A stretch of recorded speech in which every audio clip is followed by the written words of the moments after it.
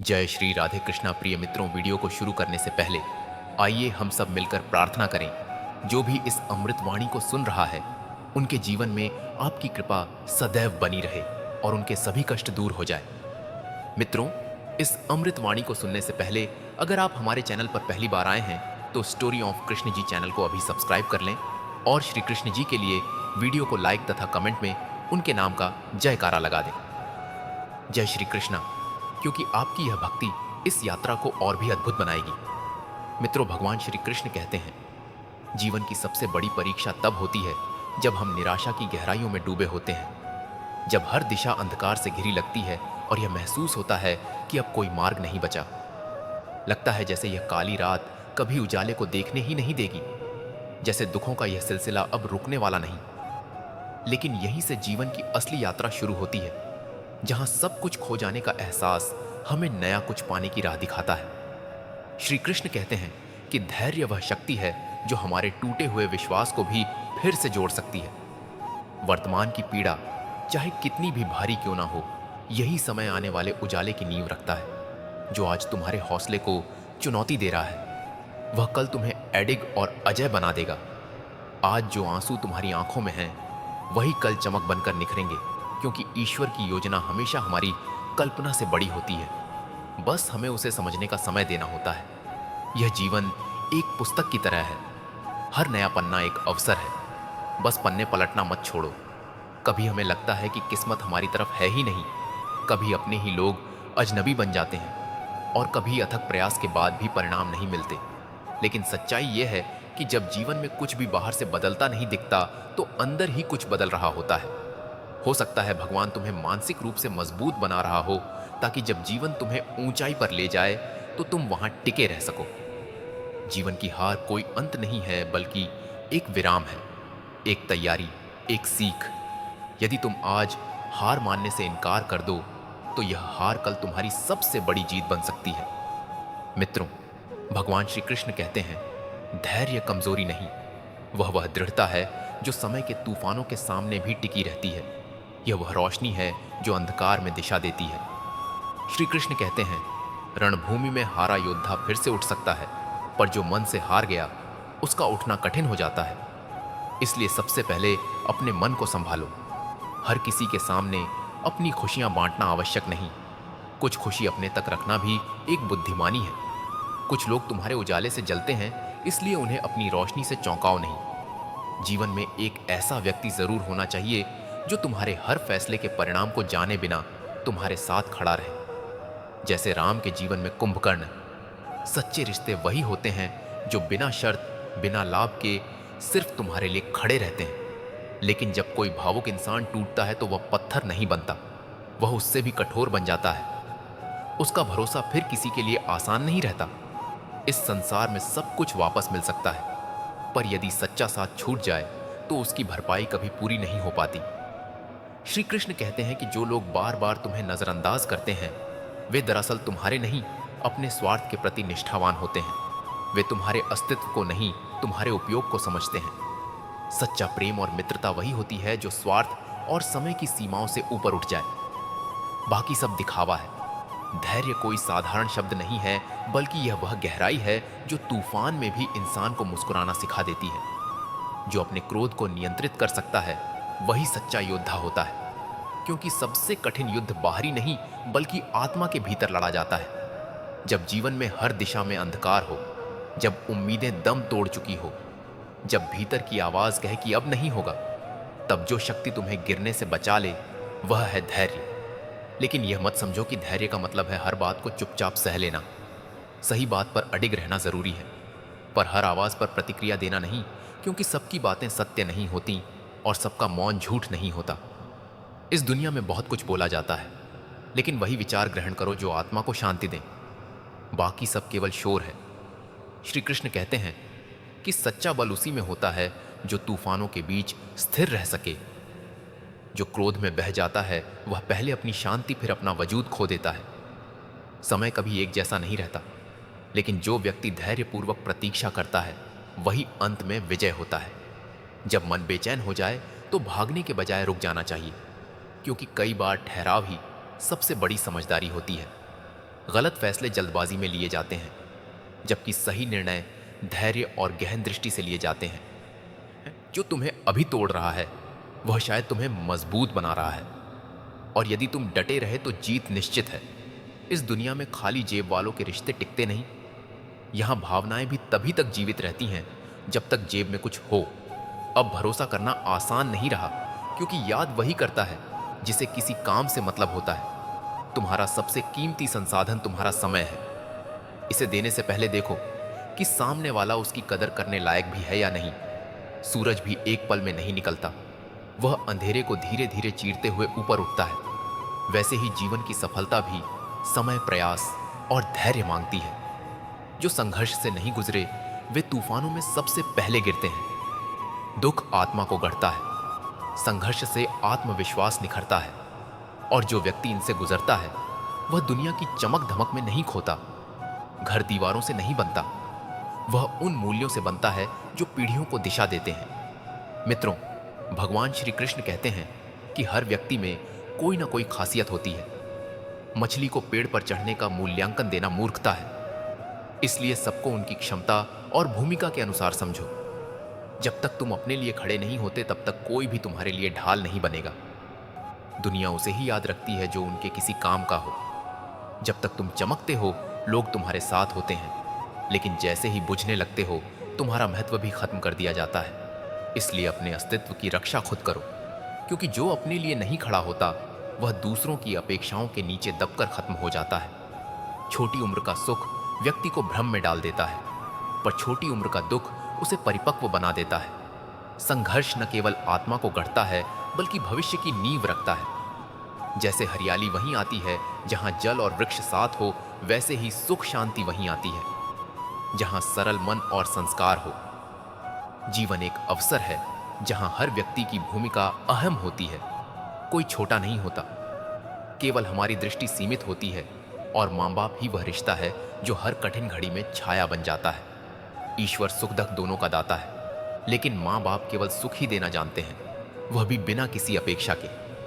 जब सारी दुनिया पीठ मोड़ लेती है तब मां की ममता और पिता का विश्वास एक अदृश्य ढाल की तरह हमारे साथ खड़े रहते हैं। उनकी गैर मौजूदगी में जैसे जैसे उम्र बढ़ती है, जिंदगी की तपती धूप में उनकी छांव की अहमियत और भी अधिक महसूस होती है। नींबू की एक बूंद जिस तरह हजारों लीटर दूध को फाड़ सकती है, उसी तरह इंसान का घमंड एक पल में सबसे मजबूत रिश्ते को तोड़ सकता है। मित्रों, भगवान श्री कृष्ण कहते हैं कि जो रिश्ता अहंकार में भी कायम रहे वही सच्चा होता है, क्योंकि झुकना हमेशा हार नहीं बल्कि प्रेम और समझदारी का प्रतीक है।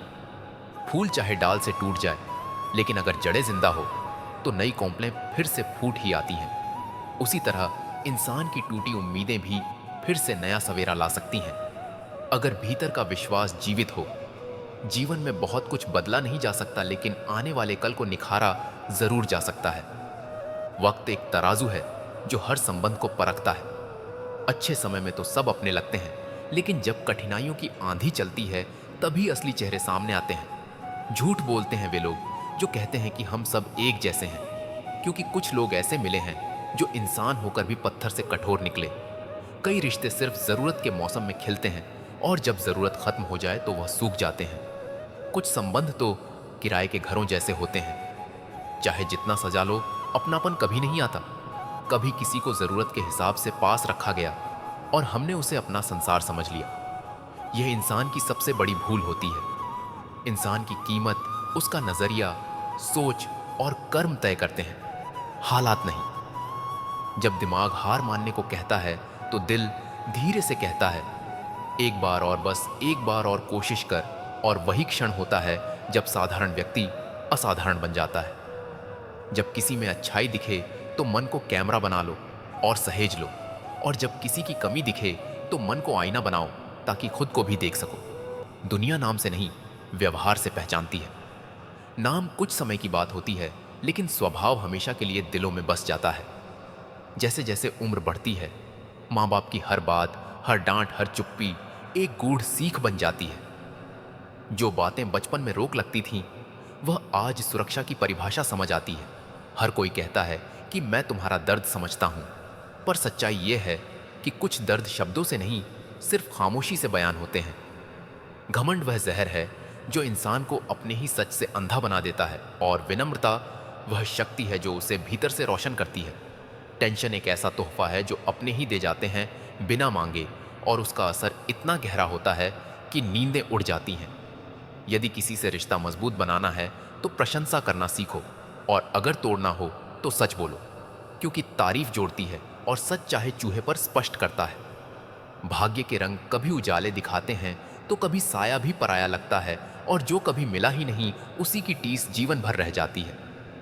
सबसे अधिक पीड़ा तब होती है जब कोई तुम्हारे सामने झूठ बोले और तुम्हें पूरा सच मालूम हो, फिर भी तुम खामोश रहो, क्योंकि कई बार चुप्पी ही सबसे बड़ा उत्तर बन जाती है। आजकल दिखावे की श्रद्धा और उद्धार का विश्वास लोगों की पहचान बन गया है, लेकिन अगर तुम सच में किसी ऊंचाई को पाना चाहते हो तो पहले अपने भीतर की कमजोरी पर जीत हासिल करनी होगी। जो व्यक्ति भीतर से मजबूत होता है वही दूसरों को सहारा देने लायक बनता है। सम्मान वही सच्चा होता है जो स्वाभिमान से मिले। जो मजबूरी में झुक कर मिले वह केवल दिखावा है। कभी भी अपनी आत्मा को चोट मत दो, क्योंकि अगर तुम खुद के साथ सच्चे नहीं हो तो दुनिया से सच्चाई की उम्मीद बेकार है। हर रिश्ता सिर्फ दिल से निभाया जाता है। जब उसमें लाभ हानि की गणना आने लगे तो उसका अंत तय हो जाता है। किसी को इतना खास मत बनाओ कि उसकी नजरअंदाज कर देने की आदत तुम्हारा आत्मविश्वास तोड़ दे।